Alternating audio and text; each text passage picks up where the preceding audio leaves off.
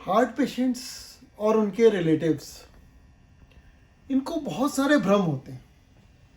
बीमारी कौन सी है, कौन सी जांच कराएं, सीने में दर्द जो हो रहा है वो कहीं हार्ट का है या नहीं है, और अगर हार्ट की ब्लॉकेज या कमज़ोर पंपिंग डायग्नोस हो गई है तो वो क्या करें, कौन सा इलाज कराएं।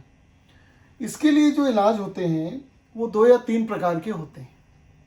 2 सर्जिकल होते हैं और एक नॉन सर्जिकल होता है। मैं आपको आज इसी पर ये मेन जो लेक्चर है वो ये देने वाला हूँ कि जो हार्ट के इलाज होते हैं उसमें एक नई होप हार्ट पेशेंट्स के लिए आई है जो ऑपरेशन को रोक सकती है। लेकिन अक्सर पेशेंट्स को भ्रमित किया जाता है या वो भ्रमित हो जाते हैं कि पता नहीं हमें इलाज कराएं या ना कराएं, और अगर हमने नॉन सर्जिकल इलाज करा लिया तो रिस्क है, जबकि रिस्क सर्जरी में होती है। तो कब आप सर्जरी कराना आपके लिए ज़रूरी है और कब नॉन सर्जिकल ट्रीटमेंट करा के आप angina, chest pain, heart attack, blockage, weak pumping, इस तरह की बीमारियों में अपने आप को इम्प्रूव कर सकते हैं, रिलीफ दे सकते हैं। अब जो मिथ्स हैं इसमें, उसके बारे में मैं आपको बता देता हूँ। ये जो ब्लॉकेज होते हैं ये इस तरह से ब्लड वेसल्स में जमते हैं। ये खून की नसें होती हैं हार्ट की, जो खून ब्लड सप्लाई हार्ट में पहुंचाती रहती हैं, और ये ब्लॉकेज इस तरह से जमते रहते हैं। अब ये जो ब्लॉकेज ब्लड वेसल्स में जम जाते हैं, ये क्या करते हैं, ये ब्लड सप्लाई को हार्ट की मसल्स तक पहुंचने से रोकते हैं या कम कर देते हैं।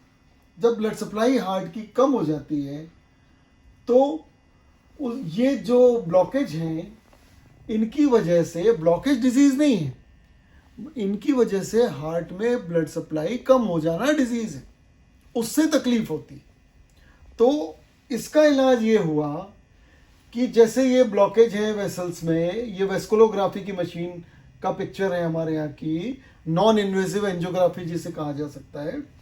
तो ये जब ब्लड सप्लाई यहाँ से रुक रही है, हार्ट को चलने में दिक्कत हो रही है, पेशेंट को पेन होने लगता है, हार्ट अटैक का खतरा बढ़ जाता है, सांस फूलती, थोड़ा कदम 4 कदम चलेंगे 60, 70, 80% ब्लॉकेज में तो ये होने लगता है, और अगर ये बढ़ जाए 90 या 100% हो जाए तो हार्ट अटैक हो जाता है।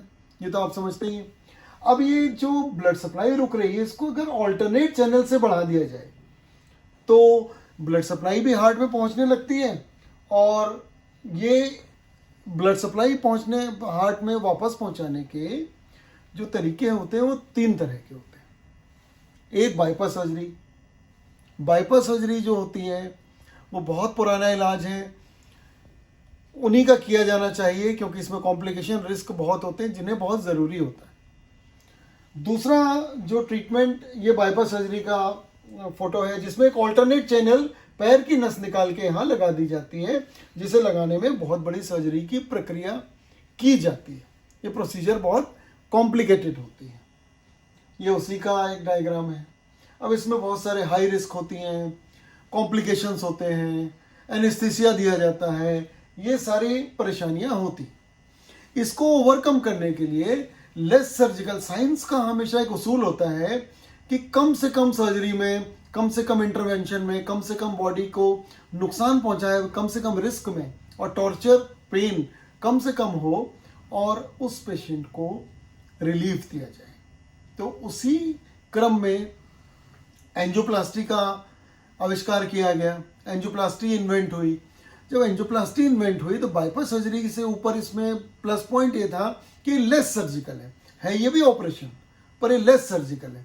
बड़ा वेलकम हुआ। बैलून एंजियोप्लास्टी हुई, पर बैलून एंजियोप्लास्टी में अब ज़्यादा दिन तक नहीं चल पाई, बहुत ही टेम्परेरी इलाज साबित हुआ। तो ये स्टंट्स आए। स्टंट पहले मेटेलिक आए और उसके बाद ड्रग ल्यूटिंग आए, जिसमें जो मेडिकेटेड स्टंट कहलाते हैं। ये स्टंट इस तरह से होते हैं जो कि वेसल्स में फिट कर दिए जाते हैं ताकि ब्लॉकेज फैल जाता है। पर इसके भी कुछ कॉम्प्लिकेशन सामने आए, तो ये माना जाने लगा कि ये इमरजेंसी के लिए अप्रूव किया गया। एंजियोप्लास्टी को इमरजेंसी प्रोसीजर्स, हार्ट अटैक होता है या इस तरह की कोई प्रॉब्लम्स होती है तो ये एंजियोप्लास्टी लाइफ सेविंग होती है। लेकिन अगर हार्ट अटैक नहीं है तो इसे कराना हार्मफुल भी साबित हो सकता है। ये रिसर्च रिपोर्ट में ये बातें साबित हो गई हैं और ये अमेरिकन कॉलेज ऑफ कार्डियोलॉजी और अमेरिकन हार्ट एसोसिएशन का बुक में प्रिंटेड ये टेबल है जो आप देख रहे हैं कि ये हार्मफुल हो सकती है। तो हमारे पास ऑल्टरनेट्स क्या है? अगर हम बाईपास सर्जरी और एंजियोप्लास्टी से बचना चाहें, इनके कॉम्प्लिकेशन से बचना चाहें, रिस्क से बचना चाहें और इम्प्रूव भी होना चाहें, तो हमारे पास और कॉम्प्लिकेशंस क्या है? आप भी ये सोचेंगे। इसका सीधा सिंपल सरल है, लाइफस्टाइल मॉडिफिकेशन करें। आप ईसीपी का एक ट्रीटमेंट नया आया है जो नॉन सर्जिकल होता है, लाइफस्टाइल मॉडिफिकेशन, ऑप्टिमल मेडिकेशन और ईसीपी ट्रीटमेंट। ईसीपी ट्रीटमेंट क्या होता है?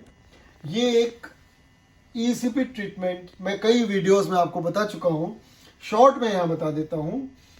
एक पेशेंट बेड होता है और एक कंप्यूटराइज्ड यूनिट होती है। ये इस तरह से दो पिक्चर, ये बेसिकली अमेरिकन ट्रीटमेंट है, अमेरिका में ईजाद किया गया है और चाइना और अमेरिका में इसे बहुत ज़्यादा पॉपुलैरिटी, यूरोप में भी बहुत पॉपुलैरिटी मिली हुई है। ईसीपी का फुल फॉर्म है एनहांस एक्सटर्नल काउंटर पल्सेशन। इसे ईसीपी भी कहते हैं, जो है एक्सटर्नल काउंटर पल्सेशन। यह एक ऐसी तकनीक है जो बिना सर्जरी, बिना रिस्क, बिना हॉस्पिटलाइजेशन, बिना एनेस्थीसिया, बिना किसी कॉम्प्लिकेशन या बिना किसी तकलीफ के, कोई चीरफाड़ नहीं, कोई परेशानी नहीं, और उस पेशेंट की ब्लड सप्लाई हार्ट में बढ़ा देती। ऐसे सैकड़ों केसेस हो चुके हैं, हज़ारों केसेस हो चुके हैं। हमारे सेंटर में खुद हज़ारों की संख्या में हम हार्ट केयर, डॉक्टर अनुपम हार्ट केयर में कर चुके हैं। कई मेरे चैनल आप देखेंगे, उसमें लाइव डेमो भी बहुत से पेशेंट्स के एंजियोप्लास्टी के पहले या एंजियोप्लास्टी के बाद, बाईपास सर्जरी के पहले या बाईपास सर्जरी के बाद। अगर एंजियोप्लास्टी और बाईपास सर्जरी के पहले करा लें तो 90% से ज़्यादा चांसेस हैं कि आपको ऑपरेशन कराने की ज़रूरत नहीं पड़ेगी। इसमें केसेस का सिलेक्शन होता है, वो सारी चीज़ें मैं आपको दूसरे वीडियोस में बताऊंगा। इसे नॉन सर्जिकल बाईपास भी कहा जाता है क्योंकि ये कोलेट्रल्स डेवलप कर देता है। हार्ट में बहुत सारे कोलेट्रल डेवलप होते हैं। अब ये एक प्रूवन ट्रीटमेंट है जो कि सारी मेडिकल अथॉरिटीज से अप्रूव्ड है, मेडिकल बुक्स में आ चुका है। पर अफसोस की बात यह है, बहुत ही दुर्भाग्य है, अनफॉर्चुनेट चीज़ है कि बहुत सारे पेशेंट्स को भ्रमित किया जाता है, जो कि आज के वीडियो का विषय है। क्या रे, ये ट्रीटमेंट तो यूं ही है, सक्सेसफुल नहीं है, बेकार है, जबकि लाखों पेशेंट्स इस ट्रीटमेंट का लाभ लेकर इम्प्रूव हो चुके हैं और अपने आप को स्वस्थ कर चुके हैं, एक्टिव लाइफ बिता रहे हैं। ये सभी जगह से अप्रूव है। वही मैं आपको आज बताना चाहता हूँ कि आपको ईसीपी के बारे में अगर कोई भ्रमित करे तो आप ये वीडियो देखें। ये सारे मेडिकल अथॉरिटीज से हज़ारों रिसर्च के बाद अप्रूव किया हुआ है, मेडिकल जर्नल्स में पब्लिश हो चुका है, मेडिकल की टेक्स्ट बुक में आ चुका है ये ईसीपी का ट्रीटमेंट, और ECP users all over the world, उनको बहुत अच्छे रिजल्ट्स मिल रहे हैं। ये मेडिकल बुक का है, हैरिसन्स की बुक होती है जो मेडिसिन में चलती है, और ये ब्राउनवाल्ड की कार्डियोलॉजी की बुक होती है। इन दोनों में ईसीपी ट्रीटमेंट के बारे में आर्टिकल्स आ चुके हैं जो कि मेडिकल स्टूडेंट्स को पढ़ाए जा रहे हैं। ये देखिए, हार्ट डिजीज की बुक है। अब ये हर तरफ से अप्रूव्ड है, तो ये कहाँ कहाँ उपलब्ध है? इंडिया में बहुत जगह है, अमेरिका में ये सारे जितने बड़े हॉस्पिटल हैं ये सभी जगह अवेलेबल है, और इंडिया में भी सैकड़ों सेंटर लग चुके हैं। और ये देखिए, जितने बड़े हॉस्पिटल्स हैं, नाम नहीं लूँगा मैं, बड़े बड़े hospital, Asian Heart, Escort, Medanta, ये सारे जगह, मैक्स, सभी जगह ईसीपी का ट्रीटमेंट इंस्टॉल हो चुका। उनकी वेबसाइट में इसकी जानकारी आपको मिल जाएगी। तो आज का सेशन, आज के लेक्चर से क्या इन्फ्रेंस आपने निकाला? आज के लेक्चर में मैंने आपको ये बताया कि ईसीपी का जो ट्रीटमेंट है वो हर जगह अवेलेबल हैं, अप्रूव्ड हैं, नॉन सर्जिकल है, बिना रिस्क का है।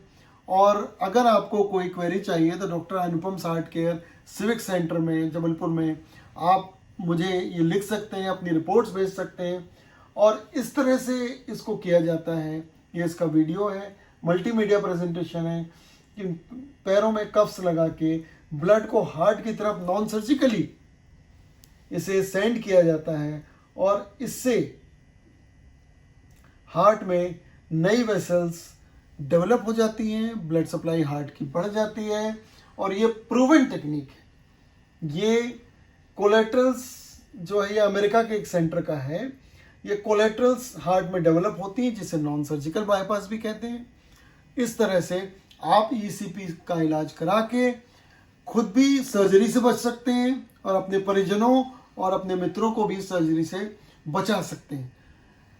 आज का वीडियो आपको कैसा लगा? क्या इससे आपको ज्ञान की प्राप्ति हुई? क्या आपको इससे पता चला कि ईसीपी हार्ट का बेस्ट ट्रीटमेंट है जो कि पंपिंग पावर भी बढ़ाता है और ब्लॉकेज वाले, एंजाइना वाले, हार्ट अटैक वाले रोगियों के लिए भी किया जा सकता है। एंजियोप्लास्टी और बाईपास सर्जरी का ऑल्टरनेट। हमारे चैनल को लाइक करें, सब्सक्राइब करें, आगे के वीडियो भी हमारे देखते रहें। और कोई भी क्वेरी हो हमें आप रेफर करिए, हम उसे जो भी बेस्ट पॉसिबल होगा उसे सॉल्व करने में अपना सहयोग दें।